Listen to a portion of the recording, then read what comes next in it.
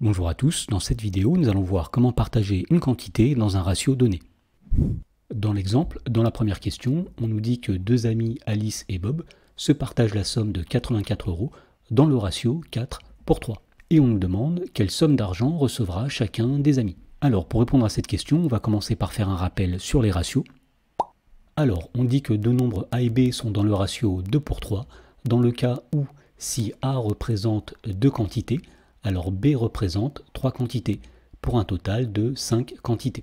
Et donc on voit sur le schéma que les nombres A et B sont dans le ratio 2 pour 3, puisque on voit que lorsqu'on a 5 quantités au total, eh bien 2 de ces quantités correspondent à A, et 3 de ces quantités correspondent à B.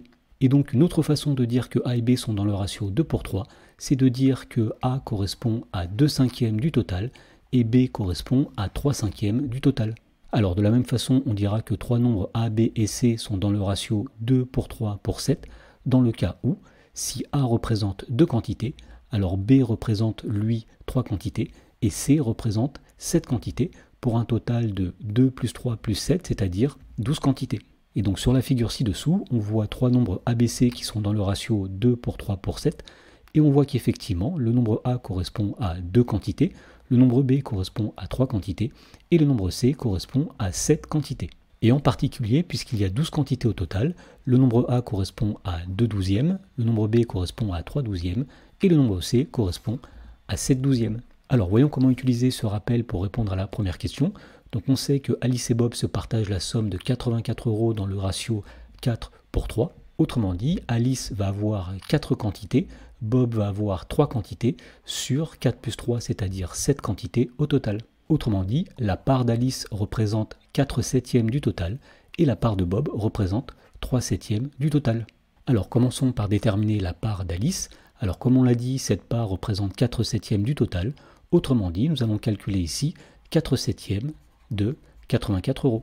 Alors pour calculer 4 septièmes de 84, on va tout simplement calculer 4 septièmes multiplié par 84. Et donc pour faire ce calcul, on peut tout d'abord calculer 4 fois 84, c'est-à-dire 336, que l'on va diviser par 7.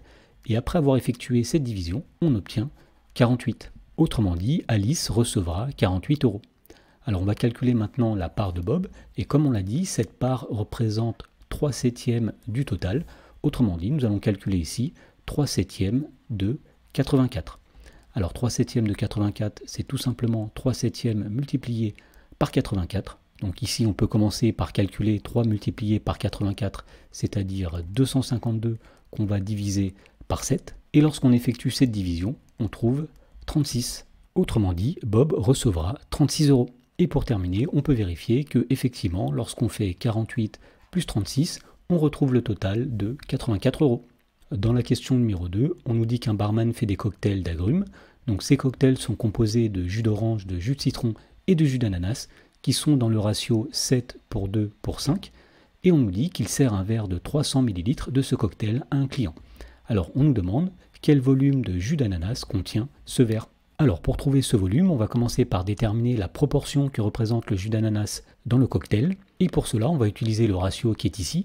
Donc ce ratio dit que sur le total, eh bien 7 quantités correspondent à du jus d'orange, 2 quantités correspondent à du jus de citron et 5 quantités correspondent à du jus d'ananas, pour un total de 7 plus 2 plus 5, c'est-à-dire 14 quantités. Autrement dit, puisque le jus d'ananas représente 5 quantités sur 14, eh bien la proportion qu'il représente dans le cocktail est de 5 quatorzièmes.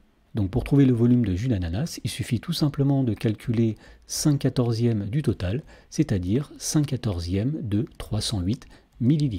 Alors pour calculer 5 quatorzièmes de 308, on va tout simplement faire 5 quatorzièmes multiplié par 308. Alors pour effectuer ce calcul, on peut commencer par faire la multiplication qui est ici, à savoir 5 fois 308, ce qui donne 1540, que l'on va diviser par 14. Et lorsqu'on effectue cette division, on trouve 110.